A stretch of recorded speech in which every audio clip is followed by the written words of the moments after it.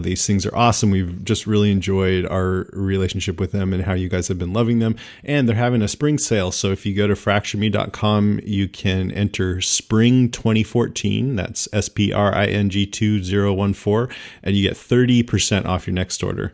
That's good for until April 13th. And that's no April Fools. No, that's true. That one is true. Just try it. Trust me.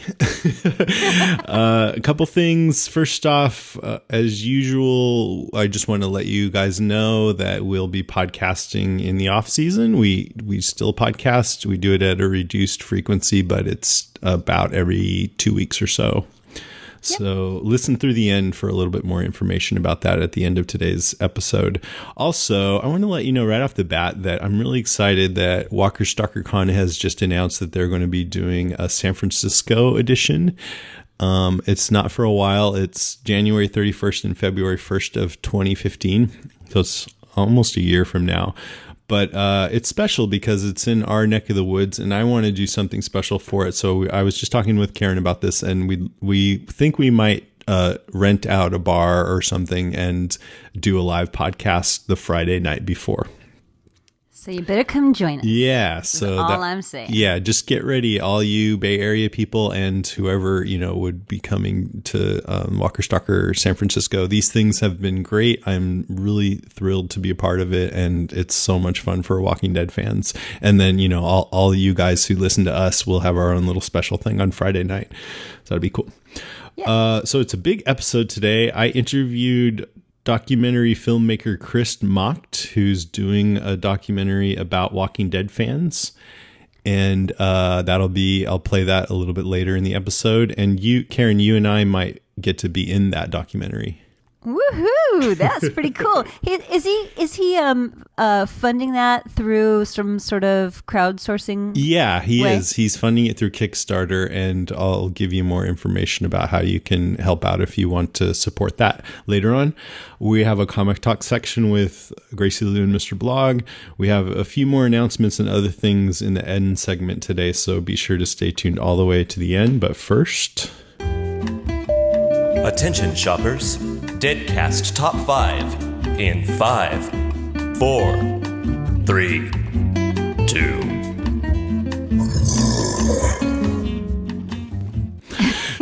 All right, it's our final Deadcast Top 5 for the season. This week it's our top 5 highlights for Season 4, Episode 16. Hey, as Fonzie would say. Hey, except it didn't mean that.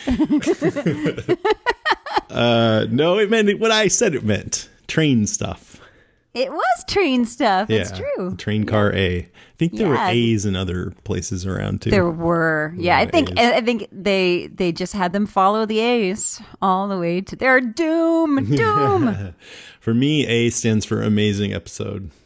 Yeah, I thought it was awesome. It stood for that too for me. Did it? Yeah, out of a scale of 1 to 10, I gave it 28 brains.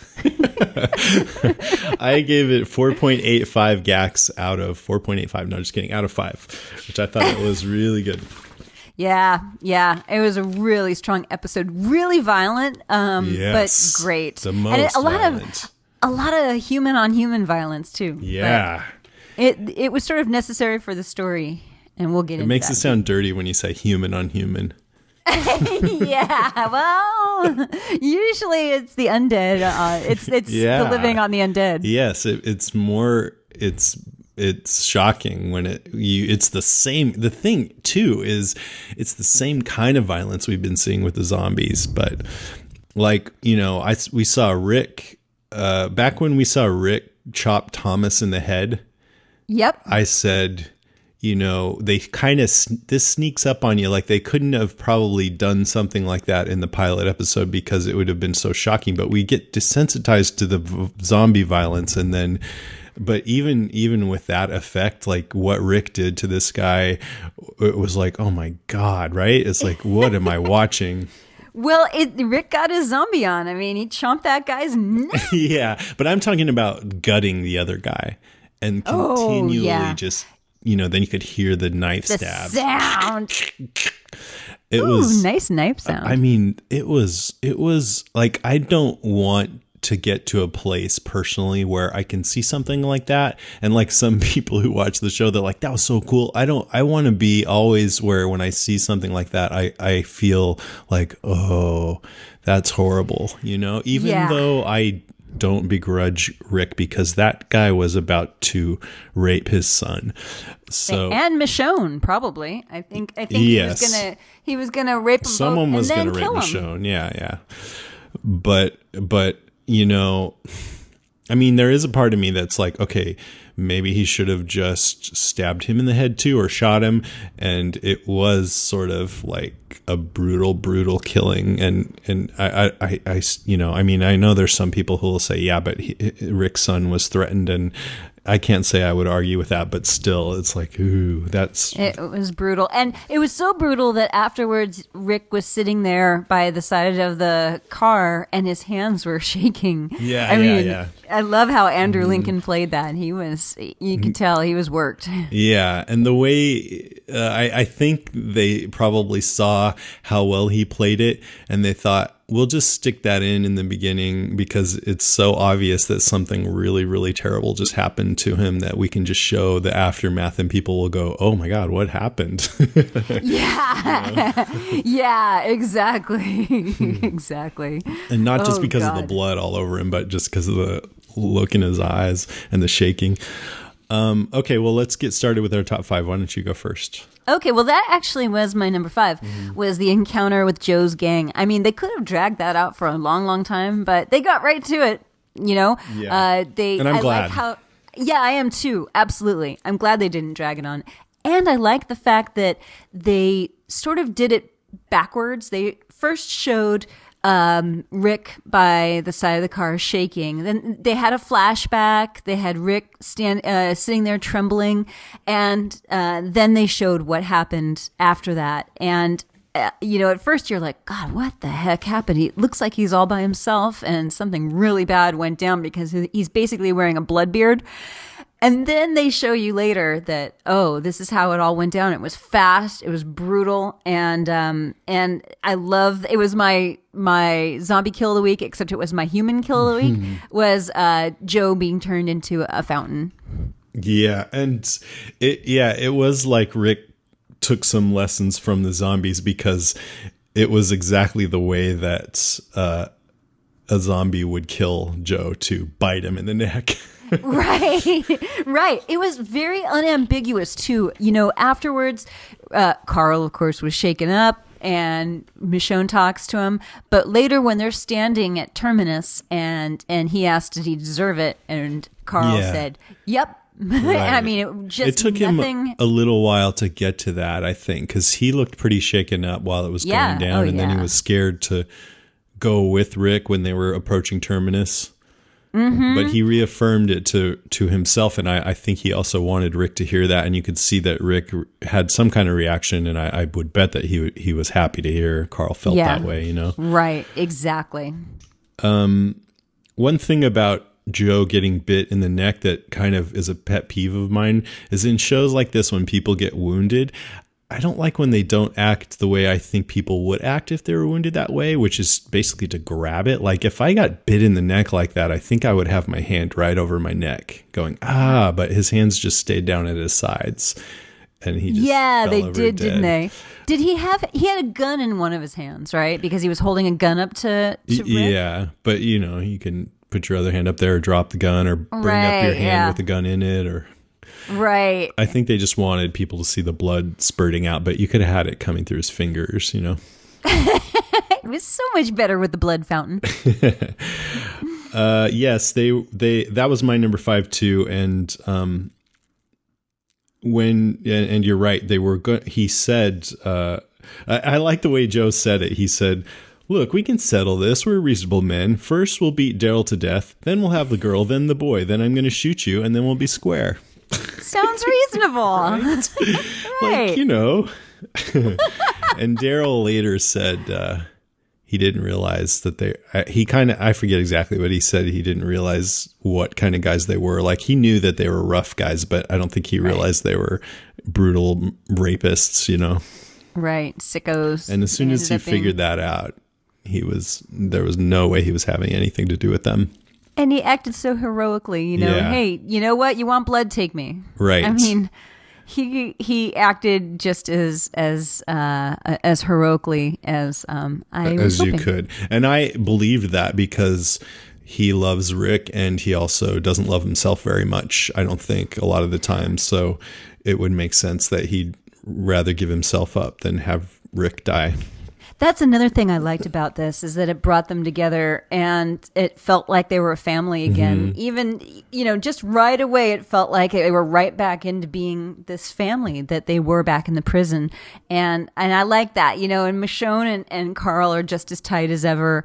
And it's really, really nice to see that they've formed this family. And it's really touching, actually. I like it. I mean, yeah, totally. I when they sat down together later, and Daryl was sort of feeling bad about everything, and Rick said, "We're brothers." Yeah, that was great. I like that a lot. Yep. And it did feel like, yeah. I mean, there's a real, you know, this episode, one of the reasons why I loved it is it just had some really intense emotional, I had an intense emotional reaction to it, and that scene right there was one of them. And when he said that, it just made me feel like, yes, these guys are brothers. I'm so glad they're sitting right there together, you know. Yep, me too. So that was my number 5 too. Okay, so my number 4 is I like the Herschel flashbacks a lot. I know some people have said since the episode aired last night that it slowed down the pace a little bit, but I actually really liked it. I always love seeing Scott Wilson. I think he's one of my favorite characters on this show, and seeing him again was great. And by the way, Scott Wilson came back and filmed those scenes. So those were like the last scenes that were filmed in this season. Because and it looked pretty consistent, except I think Carl did look a little bit older, but otherwise I think they did a great job of making it feel like it was filmed earlier. Right. There was Beth and there was Judith, and she's holding little baby Judith, and he throws her the hat. So I really, really liked it. And I also thought it was very touching when Herschel tells Rick at the end, it can be like this all the time. And Rick replies, "It's like this now. That is enough." And it reminds me of my favorite Walt Whitman quote, which is, "I exist as I am. That is enough." And I really like that. You know, it's enough right now that we have this together. Oh, it was so beautiful. I got all teary-eyed. And I thought it also was great because it sort of underscored Rick's transformation from farmer to like the neck-chomping badass. And I think it also underscored that the Terminus crazies should be very, very afraid of what they've done. I mean, they don't know who they're screwing with. Rick has had a bad couple of days, and he's gonna figure out a solution. So, love the Herschel flashbacks. That's what I'm gonna call them, the Herschel flashbacks. I thought I liked them. I especially liked the just back and forth contrast, like, you know, between what it was like for them when they were relatively safe and calm.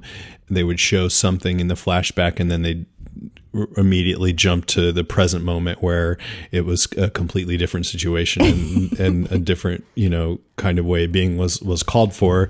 And it was really effective in that way. Although I did feel like they were trying to show a contrast between what was going on. I think the whole season already functions that way. Like if you were to watch it, you know, I was already thinking back to how peaceful things were in the beginning of the season and how Rick was a pacifist and how he's changed since then. And so it did feel a little bit like they were kind of heavy-handed about it. But I mean, also like I study this show and watch every episode 2 or 3 times, and, you know, probably it was a good idea to bring that back for people who aren't so in tune with what happened before, you know? Right, exactly. I also really liked seeing, they didn't go exactly back to episode 1. It was actually before episode 1, so we got to see, because I remember in episode 1 I was like, why isn't Herschel farming? He's the farmer. And we got to see that he kind of wanted Rick to do that because he was worried about Carl after that incident with the Woodbury kid. So he was kind of trying to talk Rick into do it, because I think he thought that would be the best thing for Rick and for Carl. Plus, he said something about how he couldn't do it, and I think that was because of his leg. Yes, so, yeah. So it was good to see that. And yeah, that's an important point, that this wasn't flashback for anything we've seen before. This is all new stuff, and it gave us a little important little bridge to where they are now. And Herschel was totally a sign of what maybe things past, like civility. Yeah. Yeah. The possibility of some sort of consistency and stability and a peaceful place where they can actually grow things. Yeah, they're not going to get that at Terminus. Although, well, I'm going to go more into this, but I don't feel like where they've ended up this season is, no, we can't be civil anymore. I feel like Rick is, I'm kind of jumping ahead, but Rick has integrated this necessity for brutality into his whole being so that he can be that way when he needs to, but it doesn't mean that he's not connected with the people that he loves. Like, he seemed very at peace with, okay, I'm the kind of person that does this kind of thing when I need to, but we can still be a happy family when there's no danger around, you know? Right. Exactly. Yeah. I mean, it's sort of one of my next numbers, which is... Go ahead, because I already had... My number 4 was the same thing about the flashbacks. Okay. Well, my number 3 is it wrapped up the theme of Can You Come Back? So, yeah, and it's the first episode with the crazy lady in the woods saying that you can't come back. Remember that in the very, very beginning? Yes. And then... And then Michonne also touched on this theme when she was talking to Carl, and she was saying, I was gone and then I came back, and Andrea brought me back. And then I like also that her kid was named Andre, by the way, and it was Andrea who brought her back. So sort of the losing Andre kind of sent her into the deep end, and Andrea helped her come back. And then she said, you and Rick, you helped me come back. And that they came back, and maybe they changed, and maybe they had to adapt to this new reality, but they haven't given in. And maybe you can come back, and you even come back stronger. It depends on what you mean by come back, because when Michonne was saying how she was right after, she chopped up her boyfriend and his friend, and she said to Carl she was gone for a long time, but Carl and Rick brought her back. So in that sense, being back just means being present and connected to the people you love. But as far as coming back from doing really brutal things, I think the only way to be present and connected in this world is to accept that need for those kinds of things, but don't let it kill your spirit. Right. Which is hard, It's hard to make those decisions and to be that person that you have to be to survive. That's really rough. And to still hold on to your humanity and still be able to love and be kind. In fact, I'm not even sure. It probably is, but since I've never experienced it, I wonder if it's even possible. Like, you have people who go off to war, and I assume there's people who come back and they're just shut down, and they have PTSD and all that. But I assume there's people who come back and they're able to integrate it and still be warm and loving people when there's no danger around. I hope so. I hope so too. Yeah, I'm sure of it. I'm sure that you can come back. You're forever changed, and that's always going to be part of you. But I think you can come back and be happy and loving and nurturing, and have that side of you present too. I think it's possible. I think this episode was totally necessary. That's why I love, it was so brutal, but the brutality was not at all gratuitous. It added to character and story, and it changed them. And I think it was really necessary as far as the whole series goes, because like I've been saying, like these guys, Joe's guys, I'm thinking in this world, it's a survival of the fittest world. And so guys who are just plain hard and cruel, they could probably survive. But I loved when Rick said something about, Daryl said, something happened. That ain't you. And Rick said, Daryl, you saw what I did to Tyrese. It ain't all of it, but that's me. That's why I'm here now. That's why Carl is. I want to keep him safe. That's all that mattered. So that sort of explained why Rick and his people are still here, because when they need to be, they're also brutal. And now Rick is embracing it.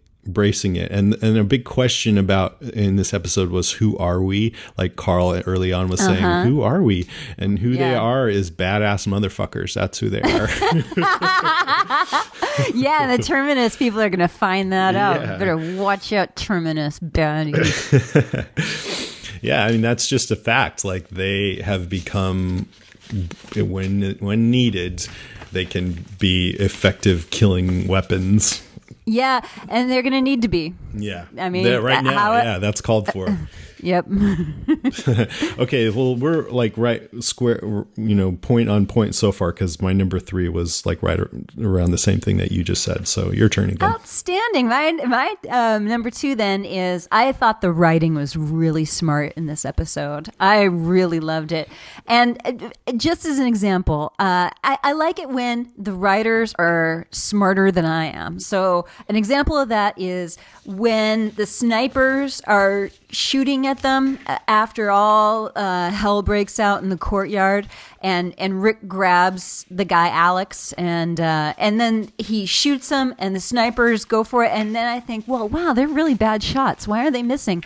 Oh, yeah. They're missing because they're being hurted. Oh, I get it. I had a lot of those moments in this episode, and Rick's explanation of the snare trap, and later on when I thought about it, how the snare, you dig this like tunnel, and it sort of funnels the rabbits into the noose, and which is exactly what was happening with Terminus. Right. The gates are unlocked and people are coming even in. The train tracks leading right to it is sort of like that too. Exactly. And the bait of the radio message and the signs, which by the way should read, as David pointed out to me, those who arrive are stir fried. Those who arrive survive in the form of us when we eat you, and then you become part of us. Exactly. And I also I like that Rick noticed way before I did the riot gear, the watch, the poncho, all those clues. Rick saw it. Not too bright really of fast. them to be like displaying all of that right off the bat. I don't know if that was such a great idea.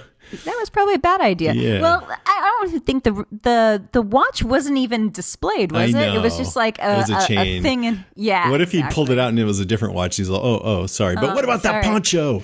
And how about that riot gear? Yeah. One of the listeners is like, where'd you get that mullet?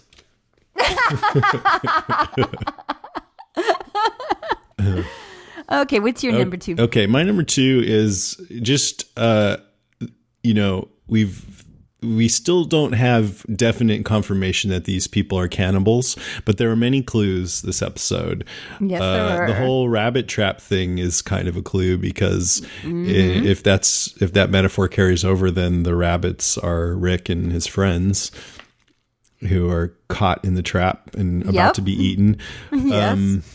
Mary, this might not be a clue, but I thought it was funny. Mary said, as she's grilling up some meat, she says, "You'll fit right in here." And I'm thinking, you'll fit right on this grill. I know, we thought that too. It looks like when Rick, they herd everybody into train car A, and Rick looks down and sees a bunch of used up powdered milk, which to me means they've been feeding it to them, like fattening them up. Yes, it's disgusting. Like Hansel and Gretel. Yep. And when Michonne says, "Why do you let people in?" Alex says, "The more people become a part of us, we get stronger," which is totally something a cannibal would say. Yeah. And then the biggest clue of all, is when they're being herded over to that train car A, they pass a bunch of human remains laid out on some tarps, picked to the bone. Ew. Did you see that? Yes. It was very quick. It was very quick, but yes, it's really hard to miss the rib cages. Grody. Oh, it was so disgusting. They didn't miss it either. Yeah, they're like, oh, that's not good. So that's my number 2. Yeah. So we'll just call them the cannibals from now on. Yes. And they also said when we invite people in, it's how we survive. Yeah. Yeah. Get it? Wink, wink. We'd like to have you for dinner. Yeah, exactly. Did you ever see Motel Hell? No. Motel Hell is where they solve the population problem and the hunger problem at the same time by serving last week's guests to this week's guests. For dinner. I like it. That's clever. Yeah, it's efficient. They were, those people had sort of, I mean, if they are that, and we can go ahead and assume they are, then they've sort of become human zombies. Yeah, I guess so. Yeah. Yeah. By the way, what we were thinking, why they keep sort of foisting plates of food on people right as they come in, we're like, oh, I bet the food's drugged.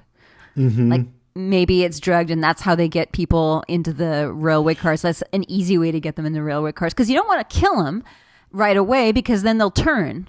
So, and also the food will spoil. So you don't want the food. It is. Okay. See, I couldn't figure out why they weren't killing them. Yeah, because they'll turn and they'll be zombies, and then nobody wants to eat That's a zombie. what it is. Yeah, that's totally. And so they would probably want to just drug them, and then because we didn't get to see how Glenn and all his friends went from this happy, nice music scene from last week. Uh-huh. By the way, you were hoping Terminus would be a nice place. Is it nice enough for you, or? No, well, I didn't see the Starbucks franchise that I was expecting, or the Subway sandwich place. Otherwise, no, it looked pretty yucky, and also a terrible, terrible waste of candles. I know. Yeah, what was up with that? Yeah, I don't know. Like, did those candles all just get lit right then? They must have, right? And then whoever lit them just ran out. I don't like the wastefulness of candles. I like the scene though. Yeah, I liked it too. Yeah. At first I thought, ooh, is it like a satanic cult? But then you see a sign that says, never again, never trust, we first always. Yep. Which made me think, and then when the camera pans up, you see these names in concentric circles of people who I assume it's like a memorial room, and maybe something really bad happened, and so now they've responded by becoming cannibals for some reason. They've been hurt. Mm-hmm. They really deserve our pity and understanding. They deserve a break today.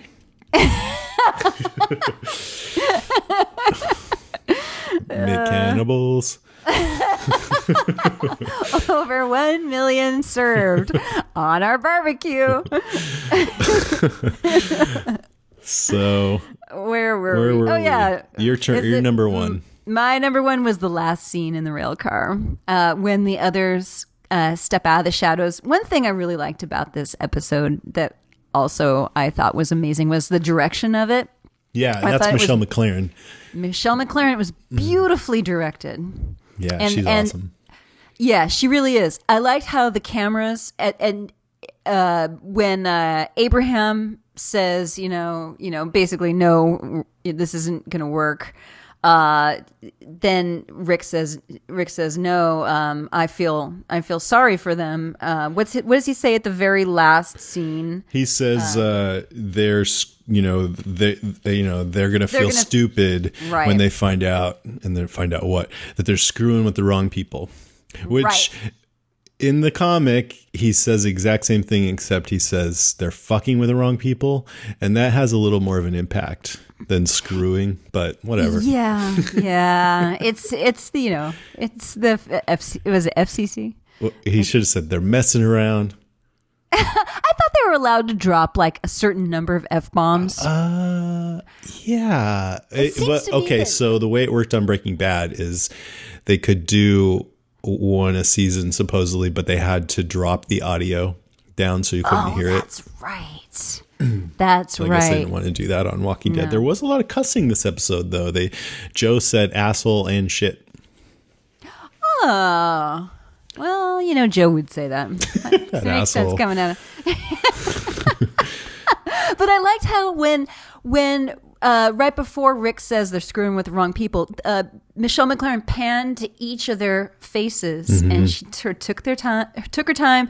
It was very deliberate, and it was very slow, and finally it ended up on Rick, and he says they're screwing with the wrong people, and I'm like, go Rick. Our friend Mark Manfrey, who has helped us with design and stuff, he sent a picture of that frame, and Rick, his right eye is in shadow, so it almost looks like the governor a little bit, like a evocative of the governor, Wow. That's awesome. What's your number one? Okay, my number one is just, we kind of talked about it a little bit, but the plans of Rick with regards to Terminus, and also the plans of the cannibals. So Rick decides that he wants to sneak in rather than go through the front door. Yeah. And I mean, I do love when people who aren't kind of the underdogs sneak into enemy strongholds, like in Star Wars when Luke and Han and Ben and everybody snuck into the Death Star. That's a great scene. I love that. Most people probably don't know this, but in the second Robotech series, Southern Cross, there was this Robotech master ship, and people snuck into that. I love that. Or when Frodo goes to Mordor in Lord of the Rings, things like that. It kind of reminds me of that, because it's like, dude, it's so scary to just go into some enemy lair. But aside from liking it just based on that, I sort of wasn't sure what the point was, because he just broke in, and then he went right up and said, hey, and they go, oh, lay down your weapons. And he said, okay. Okay. Yeah. Yeah. You think he would have scouted it out a little bit longer. Or what was he trying to do? I guess he saw enough to feel like they were good people. I don't know. Yeah, she's broadcasting the message of safety. So obviously the whole place has to be great. And these guys are skinny, hipster-looking dudes, so they must be all right. They look pretty harmless. Yeah, I know. We said the same thing. We were like, that seems crazy. Yeah. Why wouldn't he just watch for a day? On the other hand, even if he watched for a day, it wouldn't have given him probably that much information unless another group had come in. Yeah. I mean, really, what would he have seen? Just everything sort of life continuing. Maybe he would have seen, I mean, I don't know. I don't know what he could have seen that would have made him change his mind. Plus, they were hungry, and they made a point of that. And they also had, zombies on the other side of the fence and hostile humans. They also made a point of that. So getting over on the other side of the fence as soon as possible was really, really important. Mm-hmm. Now, I guess so. Yeah. That's true. So getting over there, they're like, oh, you know what? Close enough. They seem to be okay. We're really, really hungry. We're tired. It's been rough. I had a bad couple of days. Let's just trust these people. But the nice thing is, he didn't trust them all the way, because he buried the cache of weapons outside the fence. Might come into play later. That's what I'm thinking. One thing that I just thought of that they didn't address is, wouldn't Rick have also seen the signs that Maggie left for Glenn? Go to Terminus, Glenn. Unless they were following a different set of tracks in, but that seems pretty unlikely given that they've all just been on foot since they got separated. I don't know. So then, given that, if he did see those signs, then he would think, okay, Glenn and Maggie must be here. And then maybe that would be one thing that they could look for. Like, let's look for Glenn and Maggie. Oh, I don't see them. Where are they? Right, right. That's a really good point. That's a really good point. On the other hand, he was in the forest a lot. Like, they haven't been marching on the tracks too much. They've been staying kind of in the forest a little. So they've been on the tracks too. Yeah, you're right. Yeah. You would have seen those signs. She left them everywhere. Yeah. There are a lot of zombies that she used as ink. I know. So then, just switching over to the cannibals MO, you kind of gave me an idea, because at first it didn't make sense to me. Like, when they asked them to put their weapons down, and then I thought, well, why didn't they just kill him right then? I mean, what they could have done is just immediately come in. Well, I guess they weren't prepared. I was going to say they could have held him at gunpoint and marched him over to that train car, but they weren't really prepared for it. So no, but they weren't. So it makes more sense to me now. They didn't want to kill them because then they would turn, and zombies are probably not good eating. No, terrible. Yeah, and They're chewy and tough. And yeah, I mean, they could have bashed in their brains, but then maybe they don't have a freezer. Right. Yeah. They could put them on salt them up. I don't know. Make jerky, make Rick jerky and Daryl jerky. That lasts a long time. You know what? Jerky does last a long time. But one thing that I thought was a little silly is, okay, so obviously they told them to put their guns and weapons down, and then they gave them back just to sort of give a sense of trust, right? They wanted to make them exactly. Trust them. But what was the point of overt frisking them? reason of that? Like, I just wanted to look at your weapon to make sure it's standard issue or something. I don't know. Well, I also I think that they were just trying to gauge how dangerous they were and what exactly they had on them, so they know. Okay, so this dangerous looking chick has a sword. Here, have it back. Like, what purpose would it serve to say, oh, look, they have guns that have bullets and they could kill us with them. Here, have these weapons right back. Well, they should also know how many snipers to put on the rooftop, because as it turns out, they had a lot. Boatload of snipers all over the place, and they were all staged strategically all over the compound. So they were ready. Yeah, and that makes me also want to know, if you're in this group, how do you decide who gets to be a cannibal and who gets eaten? Right. Maybe you have to be in the special candle room to qualify. I mean, I hope we find that out, because, I mean, maybe it's just whoever, they all know each other, and it's as simple as that, Can I ask, and you can tell me that you don't want to tell me and it's spoilery, and that's totally fine, but is Terminus in the comic? There's no Terminus in the comic, no. Okay, but there's a similar storyline as to what appears to be unfolding. Interesting. Mm-hmm. Okay, good. I'm on to my notes. I think we should now say "Don't get bit by Rick" at the end of every. If you get bit by Rick, do you turn? You turn into Rick. You say, Carl. There were some good Carls in this episode. I was surprised that no one died, because we'd been predicting that, but it was kind of nice to have such an amazing episode, and that wasn't even necessary. So I was totally okay with no one dying, and yes. I think they also kind of went against expectations by not doing that, which is cool. And there were actually a lot of people who did die, just nobody in our group. That's what I mean. Yeah, none of the poor characters. Like, I would normally be thinking, oh, they're getting soft. The show's not as powerful anymore. But this was a powerful episode, so I'm like, nope, we didn't need that. Yeah, exactly. Can I give a note? Yeah. I liked when Michonne stuck her katana in the zombie. She pulled it out and then sort of shook the zombie gunk off her sword, and it made this amazing sound. Like, it really did sound like she was shaking zombie gunk off her sword. I'm like, that's a cool effect. She does that a lot. She does the little samurai flick the blood off. It was gross this time. Let's see. So the thing about the woman broadcasting through the mic, it made me think, man, they need to get like a tape recorder or something. But I guess, I don't know, they might just want to be set up for that. Yeah, you're right. Right. Come on. And she's probably so sick of saying all those things. They have to take turns. Right.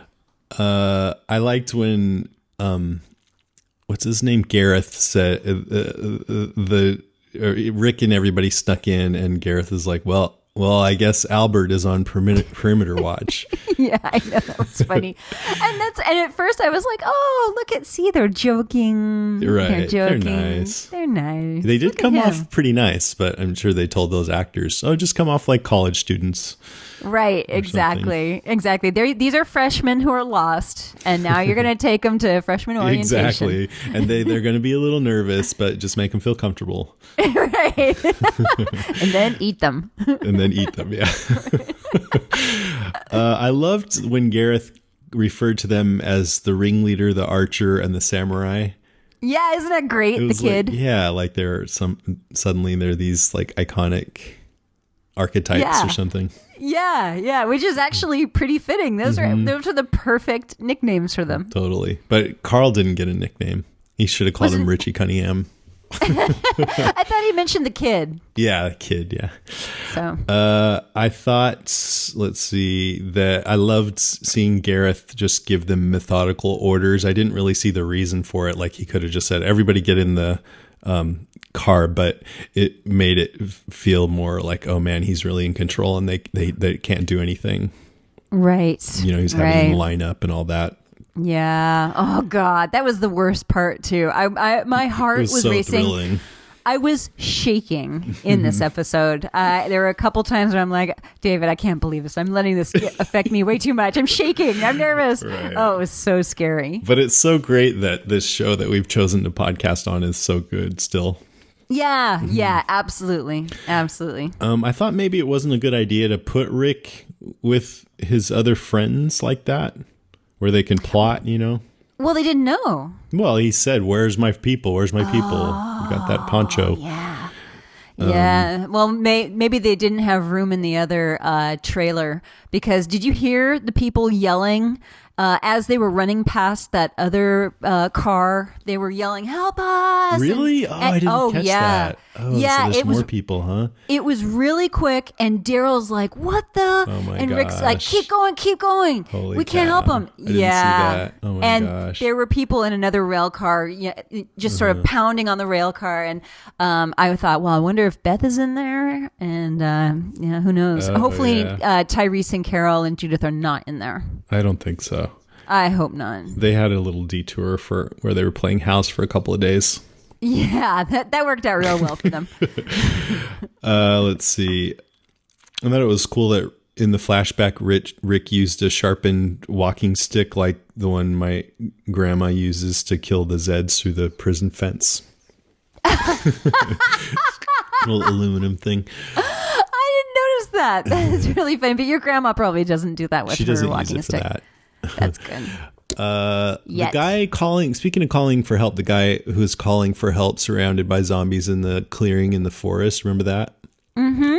That looked so staged. It just, like, who is this guy and how did he get in the middle of all these zombies? And plus, they weren't even all the way around him. They were just around him in like a half circle that he easily could have ran out of. Yeah, I know. We were wondering that too. Like, they're so slow. Yeah, How do you get just go caught through like that? huge opening right there, dude. Right, exactly. Although I did appreciate them ripping his face off, and he was wearing glasses, and they kind of made his glasses go all cattywampus. That was. And I know great. the zombie who bit his face. She was an extra when I was on the show. Did you recognize her? Well, Gracie Lou told me that was her. Ah, that's no way. Yeah. Oh, that her is name's so Amanda. cool. And let's see. I liked when Herschel came over to Rick's cell and was talking to him for a minute and then kind of looked over to the side and said, he's decent. And then Beth came up because I guess there's times where you're in your cell and you're not decent. Oh, Andrew Lincoln is always decent. Skinny. And then I liked right then when Herschel wanted to take Rick out to, talk about farming, and Rick grabbed his gun and Herschel said, you're not going to need that. It'll just get in the way. It reminded me of when Yoda sent Luke into the dark, evil cave on Dagobah and Yoda said, your weapons, you will not need them. I know what he said. He probably said something like, you will not need. Wait, no. How does he say? He said, just like I just said, your weapons, you will not need them. And then Luke took his lightsaber in anyway. And he needed it, by the way. Wow, Yoda was wrong. And finally, well, not finally, but it felt, the ending, like, it was great. Like, it's a cliffhanger. I'm totally fine with that. But it made me want to see what was going to happen next. And I want to see what Rick's reaction to Judith is going to be. And I hope Judith lasts long enough for that. Me too. Please don't kill Judith, writers. Yeah. What do you think about how it ended? I loved it. They had to end on a cliffhanger. They always do. Or they don't always. Don't they usually? I mean, okay, the end of season 2, they ended with them looking at the prison. And that's not really a cliffhanger. Yeah, they left the farm and you didn't know what was going to happen next. But it felt like this is a transition. What was the end of season 3? Season 1, they blew up the CDC and then they were on in their van on the road. Right. Season 3, what happened? Oh, I know. That was the governor attack on the prison that wasn't that much of an attack on the prison. Yeah. Yeah, so really I think this is the most cliffhangeriest ending yet. They're in the most dire situation that they are about to become barbecue. And it's torture to have to wait to find out, but that's okay. I like cliffhangers. We're patient, and we have a lot to entertain us during the off season. There's a lot of shows coming up, and by the way, is coming on. Game of Thrones, and this is a good time to mention for those of you who are missing The Walking Dead. In the Flesh, which is the BBC America series about a 17-year-old boy with partially deceased syndrome, which is so cool. That's coming back on May 10th. So enjoy. That's an amazing series. More and it's new on episodes? It's on new. Yeah, season 2. Cool. Yeah, it's on Netflix. And we're going to be talking about The Return later, too. Oh, yeah. And they're doing the next season of The Returned. So, good. There's lots of good zombie stuff to entertain us in the off season. Last season of True Blood this year. Oh, is it John the last Boyd one? saying, yay. Yeah, it's the last season, yeah. I'm excited. That's great. And Mad Men's coming back for those of you who aren't interested in who like the AMC menu of shows. Cool. Okay, well, that's it for our, Deadcast Top 5 this week. Obvious threat to untold numbers of citizens. The people it kills get up and kill. Are they slow-moving, Chief? Yeah, they're dead. They're all messed up. This is a Walking Deadcast news update. Can I just tell you that David said to me that he's going to put on my gravestone, should I pre-decease him, he's going to put on my gravestone, here lies Karen. She's dead. She's all messed up. Nice. Yeah, isn't that sweet? That's awesome. Okay, just a few items today. A few of you have written in to let me know that they're making another Phantasm movie. And I want to know, why are you being so mean to me? Why would you tell me that and torture me? Why is that torture? Because they know that's scary. I'm scared. No, I'm just kidding. No, that's cool. I'm glad that you guys paid attention. I probably mentioned that way too many times. But it's Phantasm 5 Ravager, and it stars Angus Scrimm again as the tall man, this creepy dude, and it looks pretty awesome. These movies are super trippy, the kind of movie where you can't really tell what the hell's going on or whether it's a dream or not, and it's creepy. And if you want to see the trailer, go to phantasm.com. Is that the big silver bubble? Yeah.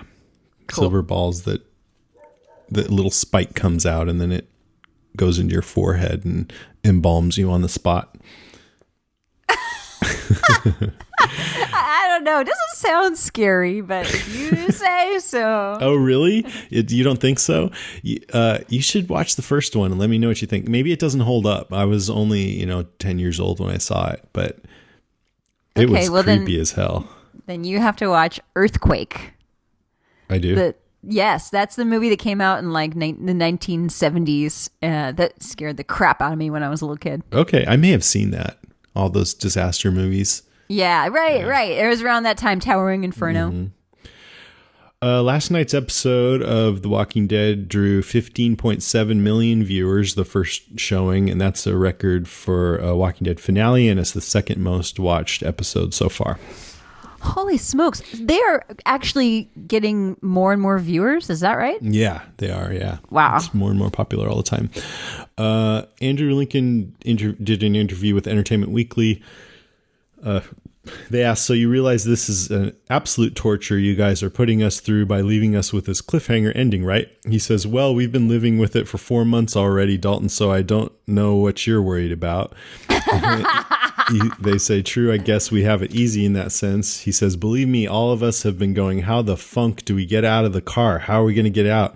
This is all we've been saying very quietly on email for the last 4 months. So the actors are like, we don't know what's going to happen either. Oh, that's great. I That know. is so great. I like how the funk. I know.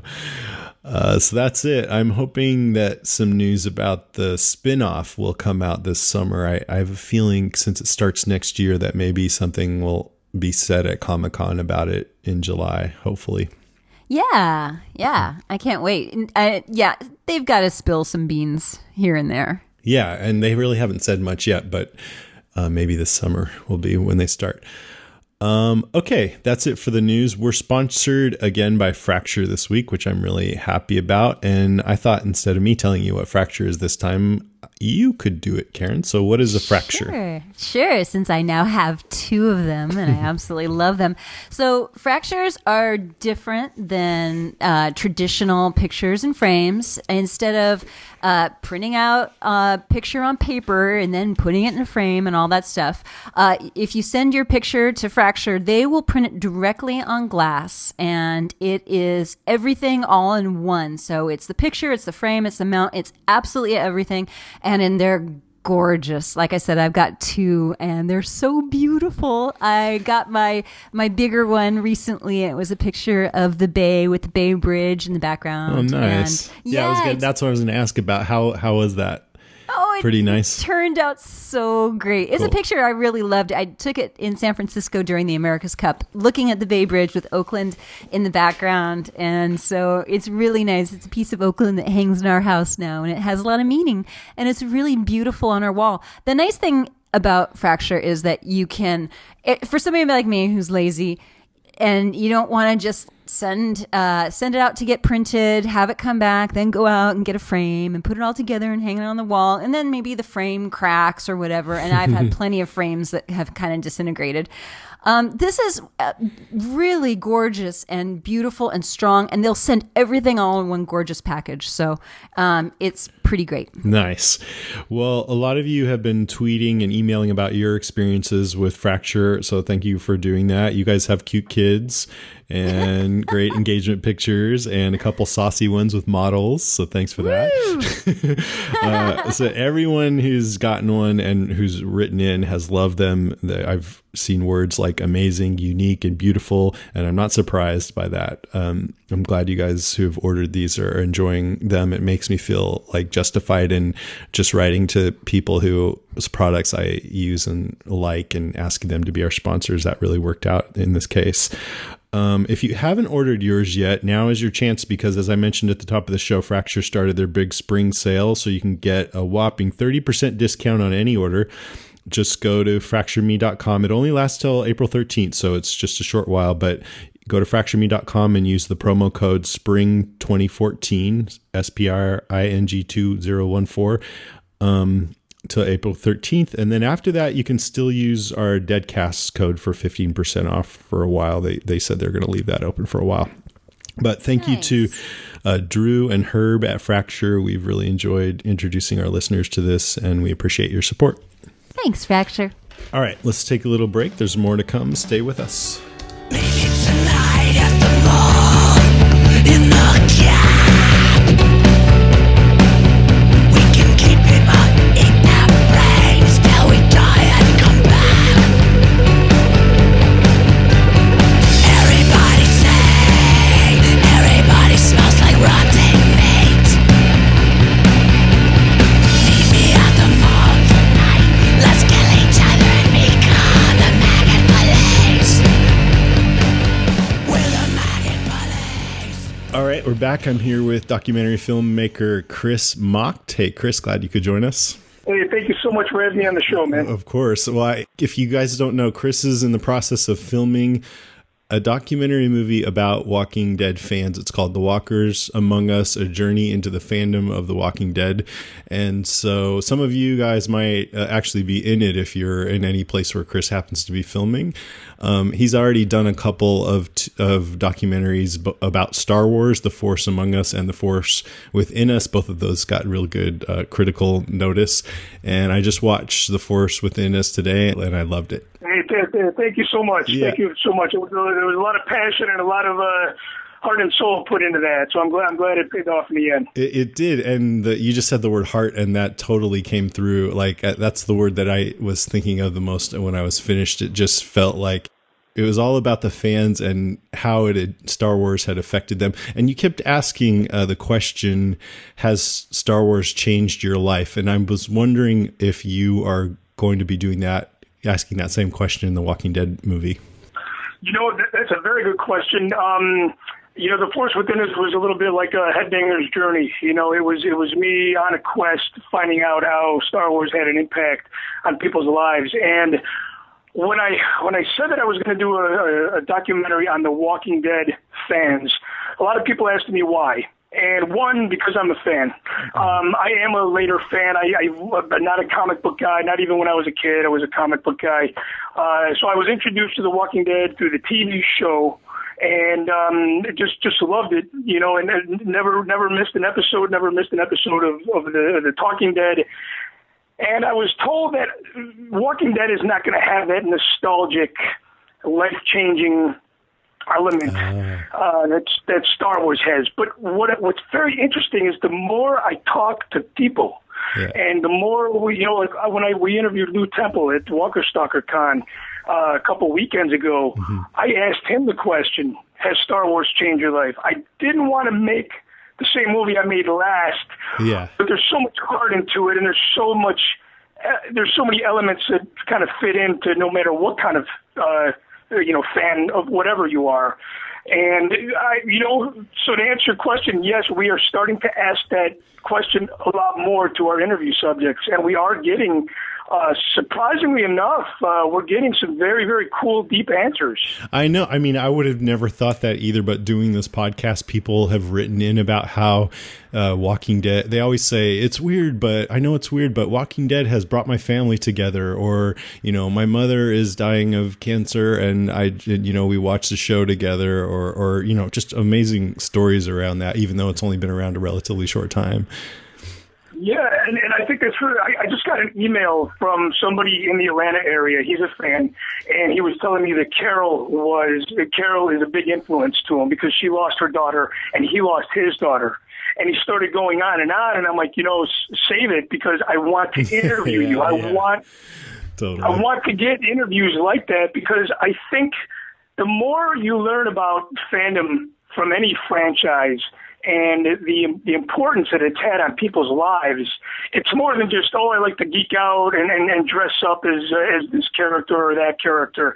There's a lot more that people have invested in the fandom, and there's a lot more, it goes a lot deeper than just, I like to go to conventions. You said, they love to share the experience with their families. I had no idea that people watch it with their kids. I know. It's pretty crazy. And that's kind of cool. Making documentaries is you really start to learn a lot about the subjects, and I think that's the coolest part of my job. I would imagine that you have to keep an open mind and allow yourself to be surprised rather than going in, looking for a specific kind of response, right? Yeah, yes. And my wife kind of thought it was crazy because I told her that I kind of wanted to make a documentary like when we did The Force Within Us, this deep, passionate documentary that shows the heart of the fans and the people that were in the movies. And she's like, I don't know if you're going to get that with the Walking Dead base, And sure enough, when I started interviewing people, I was blown away with the answers that I was getting. And and my DP, he keeps telling me, I don't want to make the last film we made. Because there's a lot of similarities that are going to